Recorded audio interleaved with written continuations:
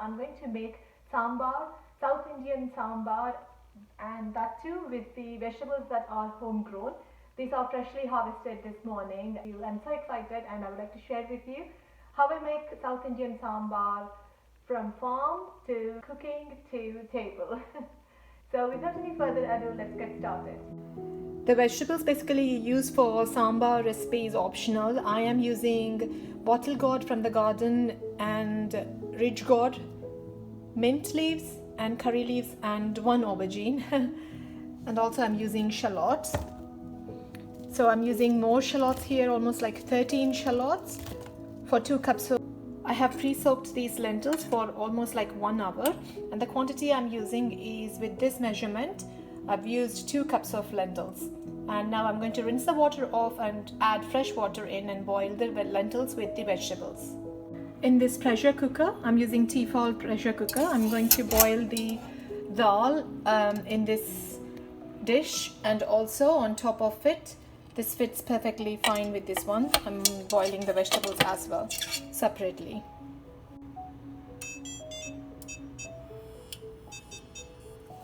For the tanginess, I'm using a lemon-sized tamarind pulp and adding lukewarm water to it and soak it until the lentils are boiled.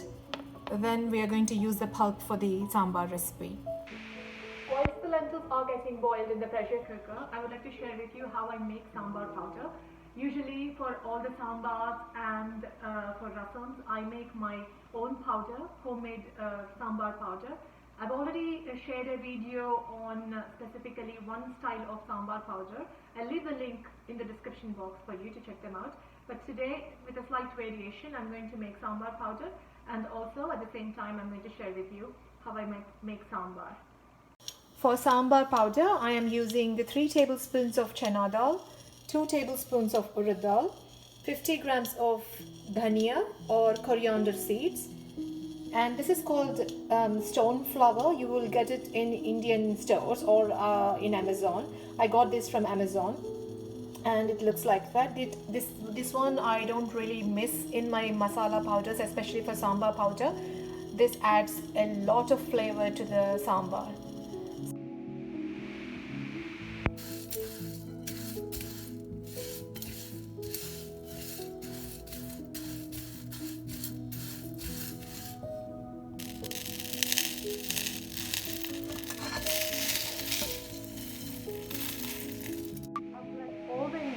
Cool down. Now I'm going to blend into fine powder. So I haven't added red chilies, so I'm going to add chili powder and also cinnamon powder to it later. But for now I'm going to blend them into fine powder without red chilies. But if you are interested in grinding red chilies with it, then just dry roast the red chilies as well according to your taste, and then blend them together so you don't have to add into the sambar separately.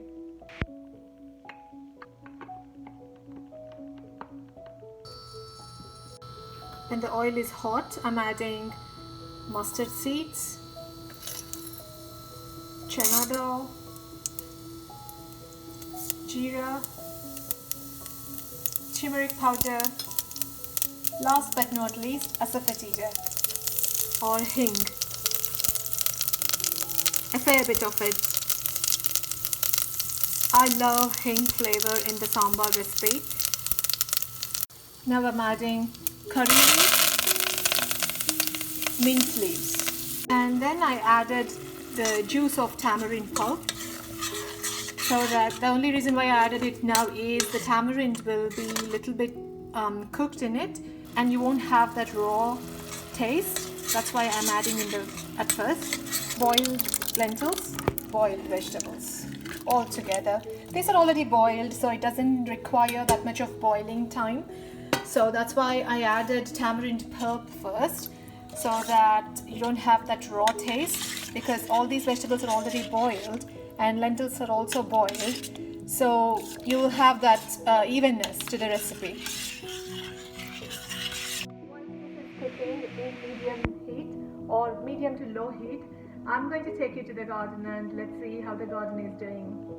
This is tulsi plant that I have pruned a while ago, and look, it's again flowering.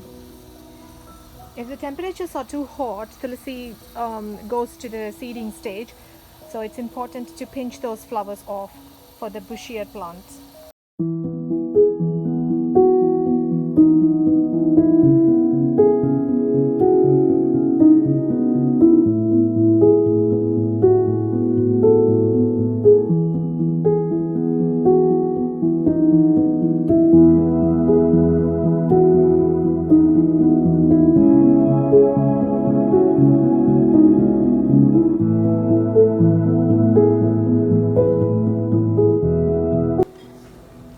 Now it's been boiling for 15 minutes. I'm adding salt to taste and 2 tablespoons of sambar powder that I made now. Because I didn't add chili powder, I am adding red chili powder.